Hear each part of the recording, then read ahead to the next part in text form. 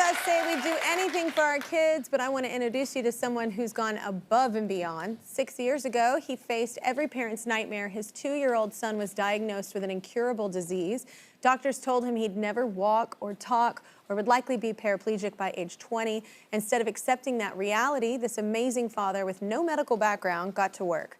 Well, 3 years later, after crisscrossing the globe and liquidating his savings, he created the world's first gene therapy for his son's rare disease. It's about to begin phase 3 trials with the FDA. Even more incredible, he's helping more kiddos like his son and giving hope to families worldwide. That makes him a rad human.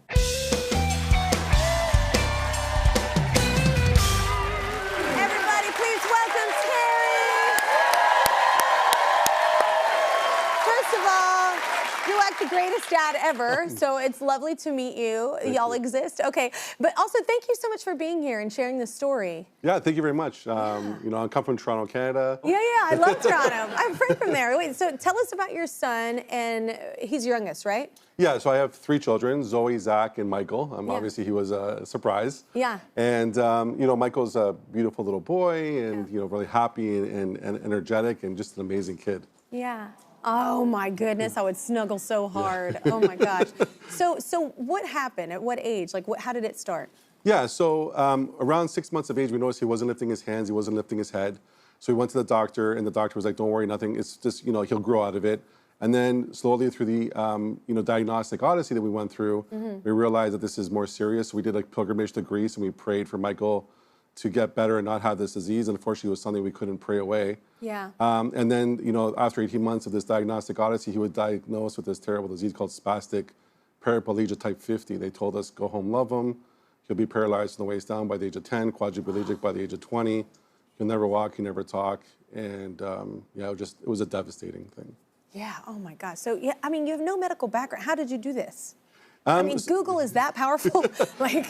So when he was diagnosed, we went home that night and we just started researching like crazy. And we realized that there was something called gene therapy. And, you know, I started researching like crazy, like, because in my background as an IT professional, building an infrastructure around the world, this was what I did for a living. I researched and built large, complex things. And I thought to myself, if I can do this for other people, why can't I do this for Michael? Why can't I save him? Yeah. And me and my wife talked that evening. We basically said, what can we do?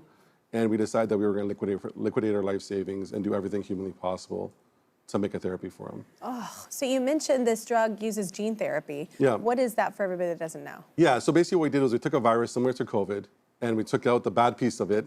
We put in the gene that Michael was missing into it, and it basically goes into his body and puts in the gene into his cells that he's missing. Yeah. And turns on the protein that Michael would be not creating because of this missing gene. It's incredible. It's some crazy sci-fi stuff. Yeah, but it's incredible. No, I pick my friend's brain all the time. She's a nurse. I'm like, I am relentless. But I think that what they're coming up with nowadays is incredible and truly life-changing for a lot of people and families. It is. I mean, you got to think of it like this. There's 10,000 people. There's 10,000 rare diseases.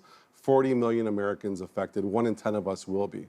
So someone that you love, you know, your mother, your father, your grandchildren, your brothers, your sisters, your niece, your nephews, someone you love will be affected by rare disease. Yeah, oh my gosh. Well, following Canadian regulatory approval to begin a clinical trial, Michael received the first in-human gene therapy for his disease in March of 2022, which is incredible. So we need to take a short break, but when we come back, we're going to find out how Michael responded to the treatment, plus how this amazing dad is helping other families just like his. Stay right here. So how's Michael doing today? He's doing good. I mean, you have to understand that the disease is a terrible disease, right? And a lot of the things we couldn't repair because once the damage is done, we can't reverse it, right? Yeah. So the goal was to stop the disease. And I think, you know, early indications show that I think Michael is doing well, that we hopefully slowed or stopped the disease. One thing we are seeing is his cognition has been improving significantly. Yeah. And that's, you know, for us, it's amazing. If he can communicate and tell us that he's hungry, that he's tired, that, you know, like a few weeks after he came home or a few months after, he started hugging, kissing my wife and showing affection. And, you know, and my wife, you know, I want to call her, she's a superhero. My wife is just unbelievable. Well, one of the kids that's been helped is a boy who lives in Connecticut. Jack was diagnosed with SPG 50 and received the gene therapy in 2023. Today, his parents say he's making incredible progress. This is Jack now. Oh my God, the cutie in corduroys. He's in first grade and his parents say he's even learning to read. Terry doesn't know this, but Jack's mama is actually here and she's never met Terry in person and would like to say thank you. So please welcome Devin, everybody.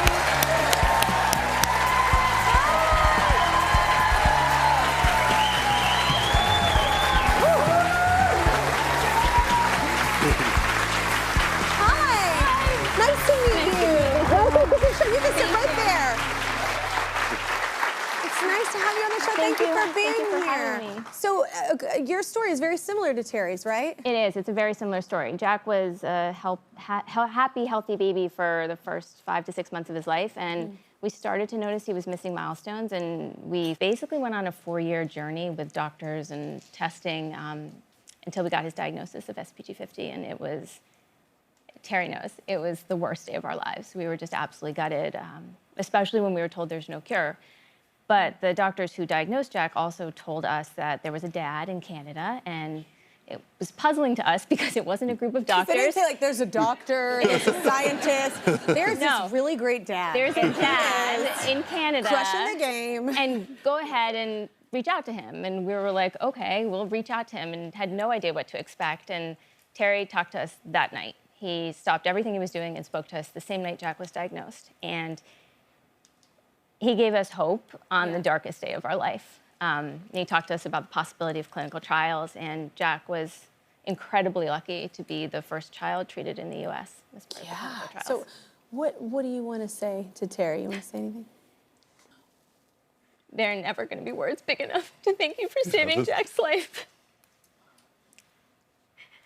If you hadn't fought as hard as you did and sacrificed everything you did for Michael and for all these other children who you didn't even know.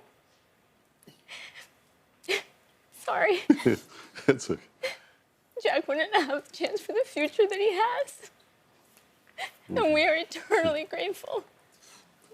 Eternally grateful. These are our children. We have to save them, right? Yeah. We have to save them. Thank you. Your work isn't done though, right? So what are you doing now? What's the next thing? First of all, I just want to just clarify. I mean, it took literally thousands of people to make this therapy. I mean, we had amazing people along this journey. It was me pushing as a father, trying to raise money, trying to do all these things, but we had amazing people saying, I'm here for you. Yeah. What happened was after Michael was treated and after we opened up the clinical trial in Dallas, Texas for 2 more children, I went out and I started begging companies, please take this program. And the reality is that with 130 kids, there's no commercial interest in these programs.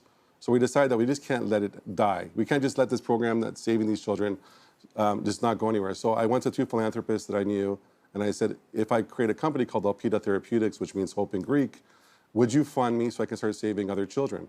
And they did. So we created Alpida Therapeutics. We were funded partially by the state of California and partially by these philanthropists. We took on 5 more diseases.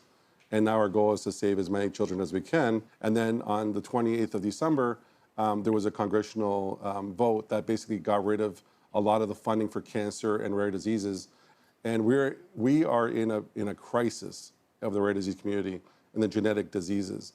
There's 10,000 of them that are affected. All of us will be affected by them eventually. And as of right now, no one can get grants. No one can get therapies.